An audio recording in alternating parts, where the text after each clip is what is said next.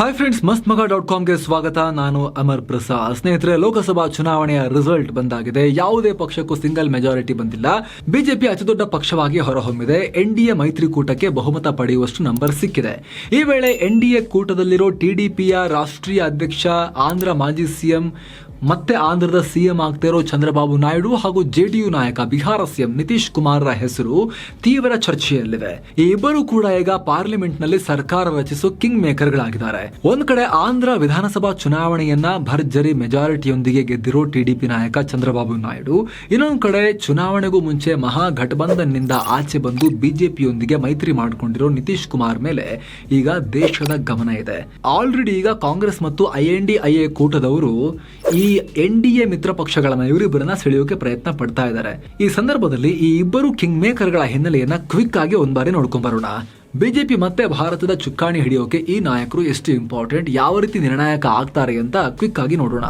ನಾರಾ ಚಂದ್ರಬಾಬು ನಾಯ್ಡು ಹುಟ್ಟಿದ್ದು 1950 ಏಪ್ರಿಲ್ 20ನೇ ತಾರೀಕು, ಅಂದ್ರೆ ಈಗ 74 ವರ್ಷ ವಯಸ್ಸು.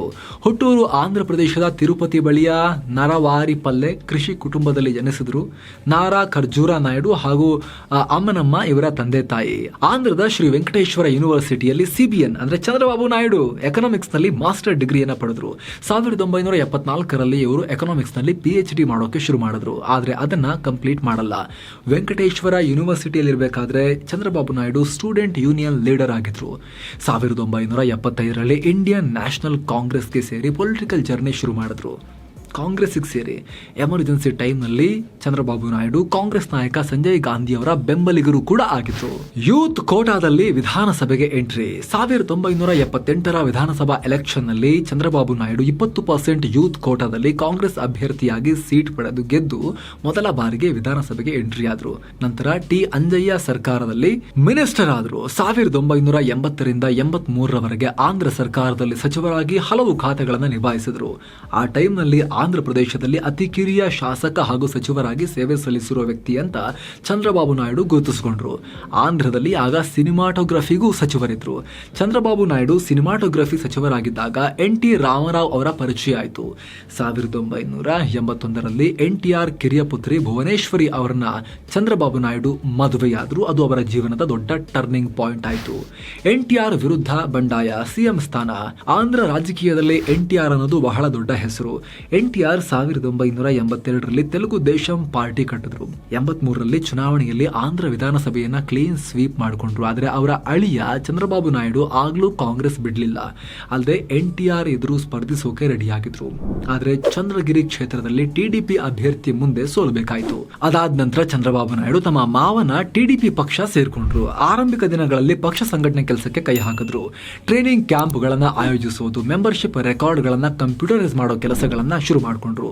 ಬಂಡಾಯಗಳನ್ನ ಶಮನಗೊಳಿಸಿದ್ರು. ಇದೇ ಕಾರಣಕ್ಕೆ 1986 NTR ಚಂದ್ರಬಾಬು ನಾಯ್ಡು ಅವರನ್ನ TDPಯ ಜನರಲ್ ಸೆಕ್ರೆಟರಿ ಮಾಡಿದ್ರು.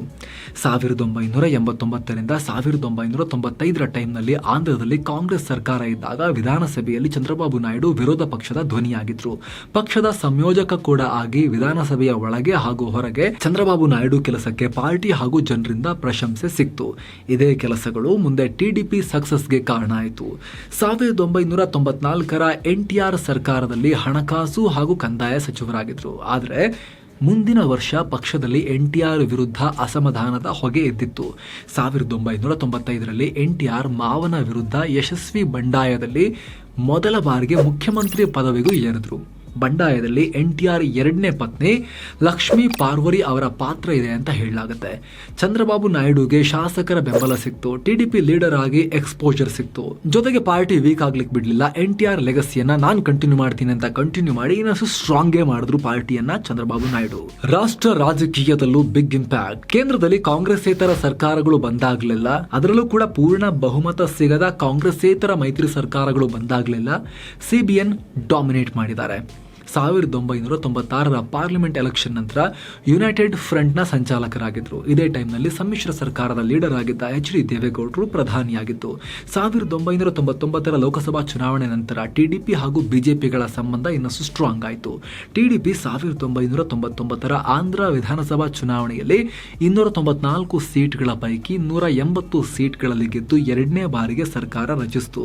ಜೊತೆಗೆ ಲೋಕಸಭಾ ಚುನಾವಣೆಯಲ್ಲಿ 42ರಲ್ಲಿ 29 ಸೀಟ್ ಗೆದ್ದು ಟಿಡಿಪಿ 4ನೇ ದೊಡ್ಡ ಪಕ್ಷ ಆಗಿತ್ತು. ಆಗ ಟಿಡಿಪಿ ಬಿಜೆಪಿಯ ಅತಿ ದೊಡ್ಡ ಮಿತ್ರ ಪಕ್ಷವಾಗಿತ್ತು. ಈಗಿರೋ ಸಿಚುವೇಶನ್ ಆಗ್ಲೂ ಕೂಡ ಕ್ರಿಯೇಟ್ ಆಗಿತ್ತು. ಆಗ ವಾಜಪೇಯಿ ಸರ್ಕಾರಕ್ಕೆ ಸಂಪೂರ್ಣ ಬಹುಮತ ಇತ್ತಾದರೂ ಕೂಡ ಟಿಡಿಪಿ ಬೆಂಬಲವನ್ನು ಕೊಟ್ಟಿತ್ತು.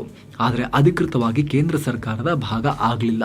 ಕ್ಯಾಬಿನೆಟ್ನಿಂದಲೂ ಟಿಡಿಪಿ ದೂರ ಉಳಿದಿತ್ತು. ನಂತರ 2004ರಲ್ಲಿ ಹೆಚ್ಚಿನ ವಿದ್ಯುತ್ ಸುಂಕ, ಕೃಷಿ ವಲಯದ ಮೇಲೆ ನಿರ್ಲಕ್ಷ್ಯದ ಆರೋಪದಿಂದ ಟಿಡಿಪಿ ವಿಧಾನಸಭೆ ಹಾಗೂ ಲೋಕಸಭಾ ಚುನಾವಣೆ ಎರಡರಲ್ಲೂ ಕೂಡ ಮುಗ್ಗರಿಸಿತು. ನಂತರ ಆಂಧ್ರ ತೆಲಂಗಾಣ ವಿಭಜನೆ ಬಳಿಕ 2014ರ ಚುನಾವಣೆಯಲ್ಲಿ ಬಿಜೆಪಿ ಹಾಗೂ ಜನಸೇನಾ ಪಾರ್ಟಿಗಳ ಬೆಂಬಲದಿಂದ ಚಂದ್ರಬಾಬು ನಾಯ್ಡು ಮತ್ತೆ ಅಧಿಕಾರಕ್ಕೆ ಬಂದರು. ಇದೇ ಟೈಮ್ನಲ್ಲಿ 2015ರ ವೋಟ್ಗಾಗಿ ನೋಟು ಸ್ಕ್ಯಾಮ್ನ ಆರೋಪ ಕೇಳಿಬಂತು. ಅದಾದ್ಮೇಲೆ ಆಂಧ್ರಗೆ ವಿಶೇಷ ಸ್ಥಾನಮಾನ ವಿಚಾರದಲ್ಲಿ ಮನಸ್ತಾಪ ಉಂಟಾಗಿ ಬಿಜೆಪಿ ಟಿಡಿಪಿ ಬ್ರೇಕಪ್ ಆಯಿತು. ಈಗ ಕಾಂಗ್ರೆಸ್ ಅದೇ ಸ್ಥಾನಮಾನದ ದಾಳ ಹಿಡ್ಕೊಂಡು ಚಂದ್ರಬಾಬು ನಾಯ್ಡುವನ್ನ ಮನವೊಲಿಸೋಕೆ ಮುಂದಾಗಿದೆ. 2019ರಲ್ಲಿ ಜಗನ್ರ ವೈಎಸ್ಆರ್ ಕಾಂಗ್ರೆಸ್ ಪಾರ್ಟಿ ವಿರುದ್ಧ ಹೀನಾಯ ಸೋಲಾಯಿತು ಇವರಿಗೆ. 2023ರ ಸೆಪ್ಟೆಂಬರ್ನಲ್ಲಿ ಸರ್ಕಾರದ ಹಣದ ದುರ್ಬಳಕೆ ಕೇಸ್ನಲ್ಲಿ ಜಗನ್ ಸರ್ಕಾರ ಇವ್ರನ್ನ ಜೈಲಿಗೂ ಹಾಕಿತ್ತು. ಅದಾದ ನಂತರ ಈ ವರ್ಷ ಟಿಡಿಪಿ ಯಾವ ಹಂತಕ್ಕೆ ಬಂದು ನಿಂತಿದೆ ಅಂತ ಬೆಳಿಗ್ಗೆಯಿಂದ ನೀವು ನೋಡ್ತಾನೆ ಇದ್ದೀರಾ. ಈ ಬಾರಿ ಬಿಜೆಪಿ ಅಧಿಕಾರಕ್ಕೆ ಬರಬೇಕು ಅಂದ್ರೆ ಟಿಡಿಪಿ, ಅದರಲ್ಲೂ ಚಂದ್ರಬಾಬು ನಾಯ್ಡು ನಿರ್ಣಾಯಕ ಪಾತ್ರ ನಿಭಾಯಿಸ್ತಾರೆ. ಟಿಡಿಪಿ ಸದ್ಯ 16 ಸೀಟ್ಗಳನ್ನ ಗೆಲ್ಲೋ ತರ ಇದೆ. ಇನ್ನು ನಿತೀಶ್ ಕುಮಾರ್ ಬಗ್ಗೆ ಹೇಳೋದೇ ಬೇಕಾಗಿಲ್ಲ, ನಿಮಗೆಲ್ಲ ಚೆನ್ನಾಗಿ ಗೊತ್ತು. ಇವ್ರ ಬಗ್ಗೆ ಜಾಸ್ತಿ ನಾವು ಕಳೆದ 3-4 ವರ್ಷಗಳಲ್ಲಿ ನೋಡಿದೀವಿ. ಇವರು ಕೂಡ ಚಂದ್ರಬಾಬು ನಾಯ್ಡು ರೀತಿ 3 ಬಾರಿ ಸಿಎಂ ಆಗಿದ್ದವರು ಪೂರ್ಣಾವಧಿ. ಅದು ಬಿಟ್ರೆ ಆ ಕಡೆ ಈ ಕಡೆ ರಾಜೀನಾಮೆ ಮತ್ತೆ ಸಿಎಂ ಲೆಕ್ಕ ಹಾಕಕ್ಕಾಗಲ್ಲ, ಅಷ್ಟೇ ಆಗಿದ್ದಾರೆ. ಜೊತೆಗೆ ಈಗಲೂ ಅಧಿಕಾರದಲ್ಲಿ ಇರೋರು. ಸಣ್ಣ ಪುಟ್ಟ ಅವಧಿಯನ್ನೆಲ್ಲ ಲೆಕ್ಕ ಹಾಕೊಂಡ್ರೆ ಒಟ್ಟು 9 ಬಾರಿ ನಿತೀಶ್ ಕುಮಾರ್ ಸಿಎಂ ಆಗಿದ್ದಾರೆ. ಬಿಹಾರ್ನ ಬಕ್ತಿಯಾರ್ಪುರದವರು, ಎಲೆಕ್ಟ್ರಿಕಲ್ ಇಂಜಿನಿಯರಿಂಗ್ನಲ್ಲಿ ಗ್ರಾಜ್ಯುಯೇಟ್ ಕೂಡ ಹೌದು. ಬಿಹಾರದಲ್ಲಿ ಅತ್ಯಂತ ಹಿಂದುಳಿದ ವರ್ಗದ ಜನರನ್ನ ಕಾನ್ಸೋಲಿಡೇಟ್ ಮಾಡುವಲ್ಲಿ ಯಶಸ್ವಿಯಾಗಿರೋ ನಾಯಕ. ಜೆಪಿ ಮೂವ್ಮೆಂಟ್ ಮೂಲಕ ಮುನ್ನೆಲೆಗೆ ಬಂದು ಜೆಡಿಯು ಪಕ್ಷದ ಚುಕ್ಕಾಣಿ ಹಿಡಿದು ಪ್ರತಿ ಬಾರಿ ಲೋಕಸಭೆ ಹಾಗೂ ಬಿಹಾರ ವಿಧಾನಸಭಾ ಚುನಾವಣೆಯಲ್ಲಿ ನಿರ್ಣಾಯಕ ಪಾತ್ರ ನಿಭಾಯಿಸುವ ವ್ಯಕ್ತಿ. ಈ ಹಿಂದೆ ವಾಜಪೇಯಿ ಸರ್ಕಾರದಲ್ಲಿ ಕೇಂದ್ರ ಸಚಿವರಾಗಿದ್ರು. ರೈಲ್ವೆ, ಕೃಷಿ ಖಾತೆಗಳನ್ನು ನಿಭಾಯಿಸಿರೋ ಅನುಭವ ಇದೆ. ಕಳೆದ ವರ್ಷ ನಿತೀಶ್ ಕುಮಾರ್ ಮಹಾಗಠಬಂಧನ್ನಿಂದ ಆಚೆ ಬಂದು ಸಿಎಂ ಸ್ಥಾನಕ್ಕೆ ರಾಜೀನಾಮೆ ಕೊಟ್ಟು ಮತ್ತೆ ಬಿಜೆಪಿ ಕೈ ಹಿಡಿದು ಹೊಸದಾಗಿ ಸಿಎಂ ಆಗಿದ್ರು. ಜೆಡಿಯು ಪಕ್ಷ ಕಡಿಮೆ ಸೀಟ್ಗಳ ಬಲ ಹೊಂದಿದ್ರು ಕೂಡ ಬಿಹಾರದಲ್ಲಿ ಸರ್ಕಾರ ರಚಿಸುವುದರಲ್ಲಿ ನಿರ್ಣಾಯಕ ಆಗುತ್ತೆ. ಒಂಥರ ಕಿಂಗ್ ಮೇಕರ್ ಇದ್ದ ಹಾಗೆ. ನಿತೀಶ್ ಕುಮಾರ್ ಒಂಥರ ಎಲೆಕ್ಟ್ರಿಕಲ್ ಸ್ವಿಚ್ ಇದ್ದ ಹಾಗೆ. ಸ್ವಿಚ್ ಹೇಗೆ? ಸ್ವಿಚ್ ಅಲ್ಲಿ ಕರೆಂಟ್ ಇರೋದಿಲ್ಲ. ಅದು ಬರೀ ಸ್ವಿಚ್ಚನ್ನು ಹೆಂಗೆ ಗೊತ್ತಿದ್ರೆ ಯಾವ ಲೈಟು ಆನ್ ಆಗೋದಿಲ್ಲ. ಆ ಸ್ವಿಚ್ಚನ್ನು ತಗೊಂಡು ಹೋಗಿ ನೀವು ಸ್ವಿಚ್ ಬೋರ್ಡಿಗೆ ಕನೆಕ್ಟ್ ಮಾಡಿ ವೈರ್ಗೆ ಜೋಡಿಸಿ ಆಮೇಲೆ ಪ್ರೆಸ್ ಮಾಡಿದ್ರೆ ಲೈಟ್ ಬರುತ್ತೆ. ಬಟ್ ಸ್ವಿಚ್ ಬೇಕೇ ಬೇಕು ಆನ್ ಆಫ್ ಮಾಡೋಕ್ಕೆ. ಸರ್ಕಾರ ಮಾಡೋಕ್ಕೆ ಅದೇ ರೀತಿ ನಿತೀಶ್ ಕುಮಾರ್ ಬೇಕೇ ಬೇಕು. ಒಂಥರ ಪವರ್ ಸ್ವಿಚ್ ಇದ್ದ ಹಾಗವರು. ಹಾಗಾಗಿ ಇವರು ಯಾವ ಕಡೆಗೆ ಹಾರ್ತಾರೋ ಆ ಕಡೆಗೆ ಅದೃಷ್ಟ ಹಾಗೂ ಅಧಿಕಾರವನ್ನ ತಗೊಂಡು ಹೋಗ್ತಾರೆ. ಅದೇ ಕಾರಣಕ್ಕೆ ಹಲವಾರು ಬಾರಿ ಆ ಕಡೆ ಈ ಕಡೆ ಪಲ್ಟಿ ಮಾಡಿ ಪಲ್ಟು ಕುಮಾರ್ ಅಂತಲೂ ಫೇಮಸ್ ಆಗಿದ್ದಾರೆ. ಕಿಂಗ್ ಆಫ್ ಯು ಟರ್ನ್ಸ್ ಅಂತ ಕೂಡ ಇವರನ್ನ ಕರೆಯಲಾಗುತ್ತೆ. ಈ ಬಾರಿ ಎನ್ಡಿಎ ಜೊತೆ ಚುನಾವಣಾ ಕಣಕ್ಕಿಳಿದಿದ್ರು. ಸದ್ಯ 12 ಕ್ಷೇತ್ರಗಳಲ್ಲಿ ಜೆಡಿಯು ಗೆಲ್ತಾ ಇದೆ. ಬಿಹಾರದಲ್ಲಿ ಎನ್ಡಿಎ ಮೈತ್ರಿಕೂಟ ಒಂದಷ್ಟು ಮಟ್ಟಿಗಿನ ಪರ್ಫಾರ್ಮೆನ್ಸ್ ಉಳಿಸಿಕೊಳ್ಳೋದ್ರಲ್ಲಿ ನಿತೀಶ್ ಕುಮಾರ್ ಪಾತ್ರ ತುಂಬಾ ದೊಡ್ಡದಿದೆ. ಅವರಿಗೆ ಉಪ ಪ್ರಧಾನಿ ಪೋಸ್ಟ್ ಕೊಡ್ತೀವಿ ಬನ್ನಿ ಅಂತ INDIA ಕೂಟದವರು ಕರೆದಿದ್ದಾರೆ ಅನ್ನೋ ವರದಿಗಳೆಲ್ಲ ಬರ್ತಾ ಇವೆ. ಸೊ ಸ್ನೇಹಿತರೆ, ಎನ್ಡಿಎ ಮ್ಯಾಜಿಕ್ ನಂಬರ್ ಸಿಗೋಕೆ ಮತ್ತೆ ಬಿಜೆಪಿ ಅಧಿಕಾರದ ಚುಕ್ಕಾಣಿ ಹಿಡಿಯೋಕೆಯಲ್ಲಿ ಜೆಡಿಯು ಹಾಗೂ ಟಿಡಿಪಿಗಳು ಇವರಿಬ್ಬರ ಕೈಯಲ್ಲಿ 2 ಕೀ ಇದೆ. ಆ 2 ಕೀ ಬೇಕೇ ಬೇಕು ಅನ್ನೋ ವಾತಾವರಣ ಇದೆ. ಬಿಜೆಪಿಯ ಟ್ರೆಂಡ್ ಸದ್ಯಕ್ಕೆ 238, 240 ಈ ತರ ಮೇಲೆ ಕೆಳಗೆ ಹೋಗ್ತಾ ಇದೆ. Magic number 272. ಜೆಡಿಯು ಹಾಗೂ ಟಿಡಿಪಿಗಳ ಬೆಂಬಲ ಸಿಕ್ಕರೆ ಟ್ಯಾಲಿ 270ರ ಹತ್ತತ್ರ ತಲುಪುತ್ತೆ. JDS ಸೇರಿ ಇತರ ಸಣ್ಣ ಪುಟ್ಟ ಪಕ್ಷಗಳು ಕೂಡ NDAಲ್ಲಿದೆ. ಸೊ NDA ಅಧಿಕಾರಕ್ಕೆ ಬಂದಿದೆ, ಅವರಿಗೆ ಬಹುಮತ ಇದೆ. NDAಗಿದೆ, ಬಿಜೆಪಿಗಿಲ್ಲ. NDAಗೆ ಬಹುಮತ ಇದೆ. ಅದರಲ್ಲಿ ನಿರ್ಣಾಯಕ ಪಾತ್ರ ನಿಭಾಯಿಸುವುದು ಮಾತ್ರ ಚಂದ್ರಬಾಬು ನಾಯ್ಡು ಮತ್ತು ನಿತೀಶ್ ಕುಮಾರ್.